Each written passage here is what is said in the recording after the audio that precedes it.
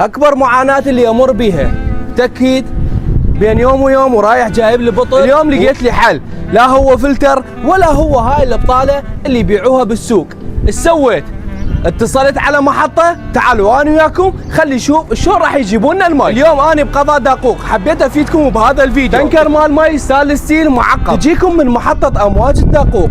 اول بداية ينزلوا لك خزان مجاني يخلونه بداخل وينقلوا لك من هذا الخزان ستانلس ستيل بداخله مي لحد باب بيتك. داخل هذا الخزان ستانلس ستيل اكو مي، هذا المي معقم ومحلى. مثل هذا الخزان الصغير يوصل لحد باب بيتك. هذا الخزان يكون مجاني، المي اللي بداخله 500 لتر ب 12000 دينار فقط. مو بس بالبيت تستفادون بها، بالمحلات، بالمطاعم، بالكوفيات، بالصالونات، بكل مكان هذا المي تستفادون منه. هذا التانكي يجيك مجاني وكل شهر لازم تجدد الاشتراك بيش ب 12000 دينار فقط، ولا هذا التانكي يبقى ببيتك ابد ما ياخذوه من عندك. عنوان محطة امواج دقوق، وهاي قدامكم امام الهواء وصاير مقابل المحطة بالضبط. اهل دقوق اليوم راح اخلصكم من دبات المي والفلاتر.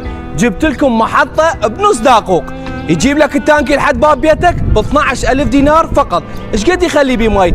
500 لتر. تدري يعني ايش قد؟ وما يعادل تقريبا 30 قاروره. وهذا التانكي يكون سل ستيل، كل البواريات والحنفيات اللي يجي كلها تجيك مجاني، يعني ما تصرف ولا ربع دينار، بس تنطي فلوس مي 12000 دينار فقط 500 لتر. خلي شويه اوضح لكم، بين يوم ويوم كل يومين تدز ابنك الصغير روح جيب لنا دبه مي. ما مليت من هذا الشيء؟ واحنا نعرف اهل كركوك او الناس كلها اغلبيتها تعودوا على المي الصحي، يا دوب او قله يشربون من مي البوري. اكثريه الناس اليوم تعودوا على مي الصحي حتى تحافظ على صحتك وعلى نفسك وعلى كليتك. انا اليوم جبت لك بدقوق تانكي مجانا، بس تدفع فلوس المي 12000 دينار ومي نقي وصحي. وهاي الارقام موجوده قدام عينكم، اذا ردتوا يجون لحد باب بيتك حتى ما يحتاج تجي للمحطه.